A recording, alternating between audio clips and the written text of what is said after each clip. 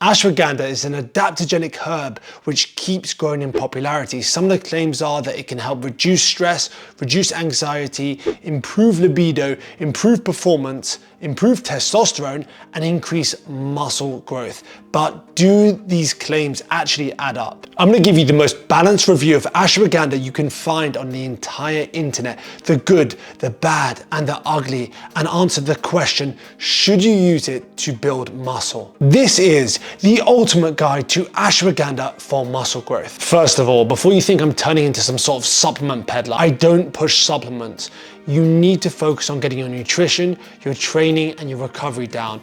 Once you've got those things down, as good as they can be with your given schedule, then we can have a conversation about supplements. Then I would look to potentially recommend protein, creatine, omega-3s, and maybe, depending on the person, vitamin D3. If this is your first time here, my name's Adam and I'm a certified and registered sports nutritionist and online personal trainer. A while back, I did do a video on ashwagandha, which was fairly successful given how small my channel is. It also got some good feedback, so I wanted to do a more up-to-date version based around the knowledge I've acquired and also the knowledge I keep acquiring to make sure you have a very balanced and detailed view and you can decide whether ashwagandha is for you. Just a brief introduction if you didn't watch my previous video. So ashwagandha is a herb. It's known as Withemnia somniferia, and it's used in Ayurveda, basically Indian medicine, to treat a bunch of different ailments. There are a few different types of ashwagandha out there, but if I was you, I'd stick to the most studied type, and that's KSM 66. The first study we're going to look at is a 2012 study which found that 750 milligrams to 1,250 milligrams actually decreased body fat and improved strength levels over a 30-day period. Doses were split up to morning and night, or like day and night. Another study in 2015, which was an RCT randomized controlled trial, found that 12 weeks of KSM 66 ashwagandha at 300 milligrams a day increased VO2 max. This is basically your aerobic capacity, your ability to actually do the exercise for the length and intensity. It also enhanced endurance and improved quality of life in healthy athletic individuals. The extract was standardized to 5% withanoids. A 2020 meta-analysis, which is basically a study of all the studies, found that ashwagandha may improve the VO2 max of athletic and non-athletic populations. So from these studies, there's not a ton of, it looks like ashwagandha could improve performance and also could improve strength, helping you get a few more reps out of the gym, which could potentially lead to muscle growth. Then I found a literature review from 2021, which actually agrees with me. Now for testosterone. Testosterone is important for your mood, your libido, your muscle growth, your fat loss. It's important to have sufficient levels of testosterone. So what does the research say about ashwagandha and testosterone? One 2019 RCT found that 8 weeks of ashwagandha supplementation increased testosterone by 14% in aging overweight male. While this may seem promising, it didn't seem to impact their sense of well-being, their stress levels, or sex drive. 14% is not going to be that much of an increase, especially considering these particular participants had low testosterone to begin with. So a 14% increase for them is still not going to take them into the territory where you do see improvements. But that's not the be-all end-all. Not time to switch us off and be like, let me look for another testosterone booster. Testosterone is not the only thing that drives muscle growth. It can help, especially if you're going from really low to like medium to high levels. As you saw earlier, it does have the potential to improve performance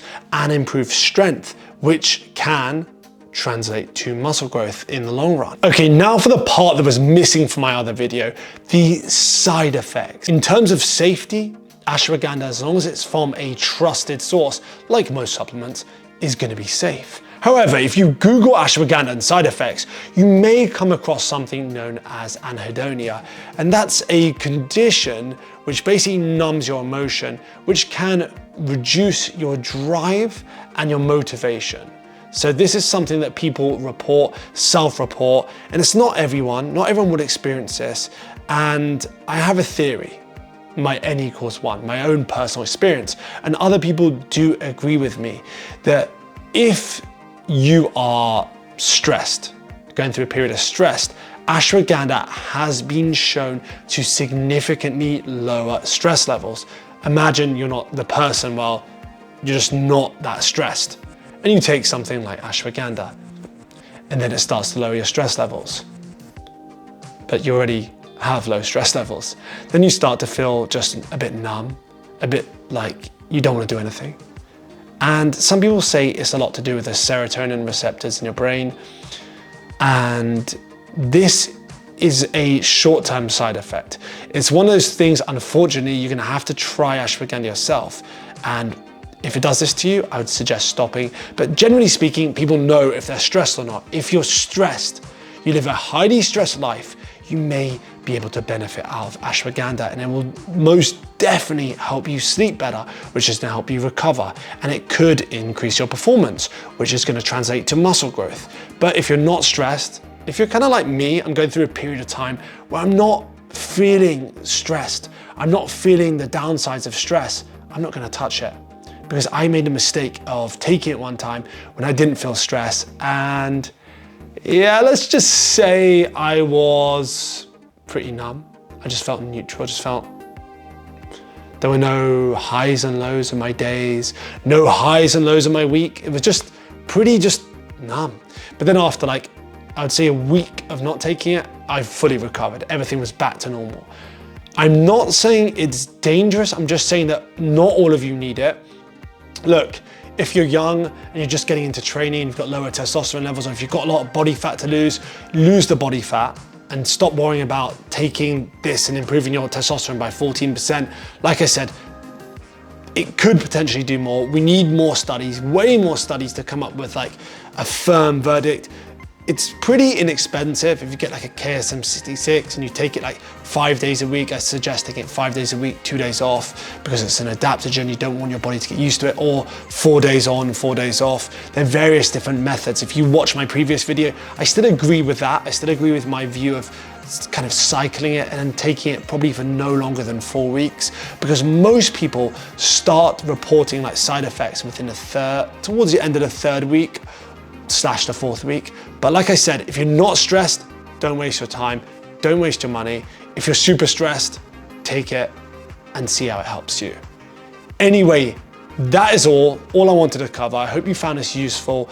If you've got any questions at all regarding ashwagandha, I'm considering myself a self-proclaimed expert on ashwagandha based on what we know, not just weird and wild guesses like some people make.